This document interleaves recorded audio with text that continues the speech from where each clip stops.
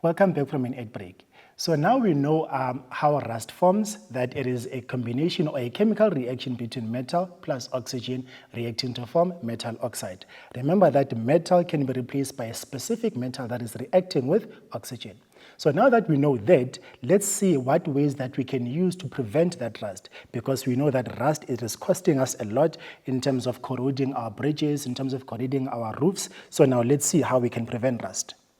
So, methods of preventing rust involve creating a barrier to keep oxygen and water away from the surface of the iron. So, for us to be able to prevent rust, we need to create a barrier between the metal that is going to prevent the oxygen from interacting or from reacting with the metal. So, we need to keep away oxygen and also keep away water from interacting or from reacting with that particular metal that we're trying to preserve, we can say. Now, the first method that you're going to use is paint. So we're going to be using painting. So we're going to paint a particular metal. And what does paint do? Now, paint creates a barrier to rust.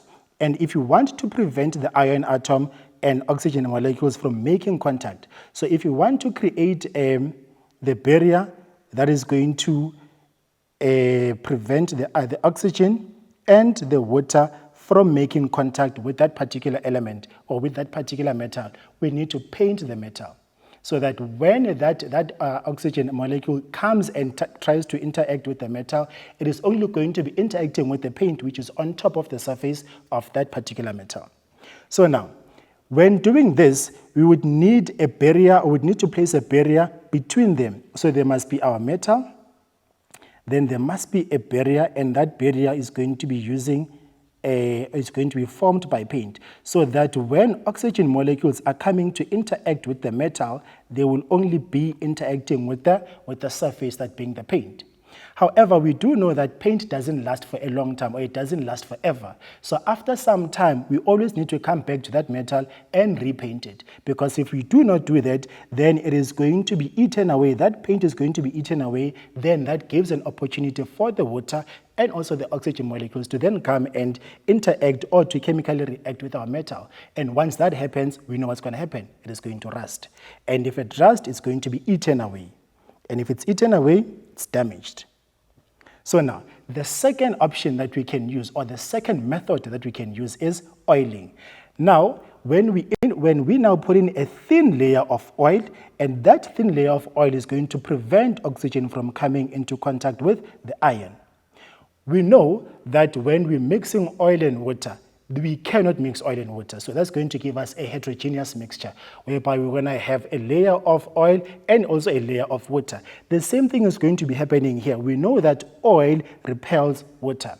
So once we put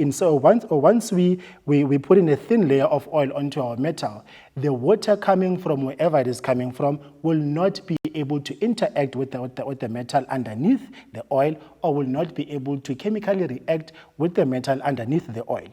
So oil is a very effective method or preventing method, and then we are using it to prevent rust from occurring on these metals. And then we are using specifically oil on moving parts of machines. So when we have a bicycle, for instance, for us to be able to prevent rust from occurring in our bicycles, we can use oil so that those machines can keep on moving nicely and nicer. So therefore, this oil that we are using on our machines, the moving parts, we need to keep on reapplying it, because just like paint, it will not last forever. So we need to keep on reapplying the oil over time and over time. You know that cars, they go for oil services because this is what you're trying to prevent. Now, our next method is galvanizing. So we need to know that metals like zinc, remember zinc has a chemical symbol of Z, capital letter Z and small letter N. So metals like zinc and chromium, remember chromium, Cr. Metals like zinc and chromium form a hard oxide layer when they corrode. So remember that layer of oxide, layer on top of that metal, and then it's going to be protecting that metal from corrosion, or from the substances such as water and oxygen. So that is going to make sure that the metal that you're trying to protect, it is going to last for a very long time. So our last method that we can use to prevent rusting from occurring is the electroplating. So what is that and how do we use it? So we need to know that metals like tin and silver, so we have metals like tin and silver, they do not corrode. So therefore, the iron is placed in a solution of tin or silver. So the iron that you're trying to protect is going to be placed in a solution of either tin or silver because those two metals, they do not corrode. So therefore, we also need to know that the two substances that we have here, tin and silver, they have a chemical symbol SN for tin, and then silver is going to be Ag. So this is tin, and this is going to be silver. Now, when we are doing the electroplating, we are going to be using electricity because those two metals must be connected to a battery that is going to make sure that there is going to be the electrolysis or the electroplating that is taking place. So electricity is used to coat the iron with the metal in the solution. So as I've said, we connect two metals, the one that you're trying to protect and the other one that you're going to be using to protect the other metal. So one metal is connected to a cathode and the other is connected to the anode. So the anode, it is the substance or the metal that we are using to protect the other one. So the other one would be the cathode. So now a simple drawing of that would be, we are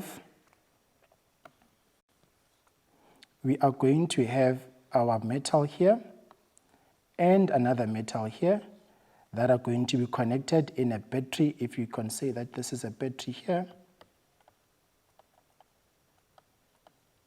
They are going to be connected to there. So what happens is we are going to have the anode, as one of our metal, and then we're going to have the cathode as the other metal here. So we are trying to protect the cathode by using the anode. Remember that this anode can either be tin or silver. So what is going to happen is there's going to be the movement of electrons from this particular electrode to this one. And once they get to this electrode, they're going to coat this metal.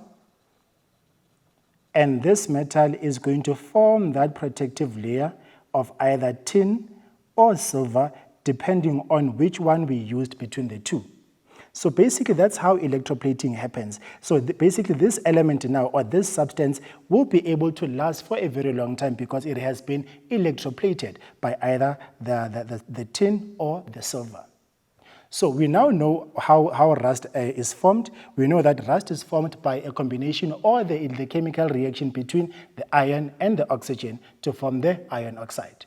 We also know that we have substances or we have certain metals that are not able to corrode. For instance, we've used our example here, tin and silver. Those are not able to corrode.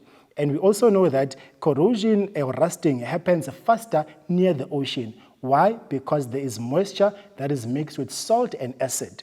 And then lastly, we've also looked at ways to prevent rusting. We looked at that we can be painting that particular metal, we can galvanize the metal, we can oil the metal, and then lastly, we can electroplate the metal. So with that said, I'm just going to leave you with a challenge. I want you to go and see everything around you and see whether you can identify certain metals that have been electroplated maybe, oiled maybe, or even galvanized and lastly painted. So I'm going to stop here for now until I see you next time. Bye.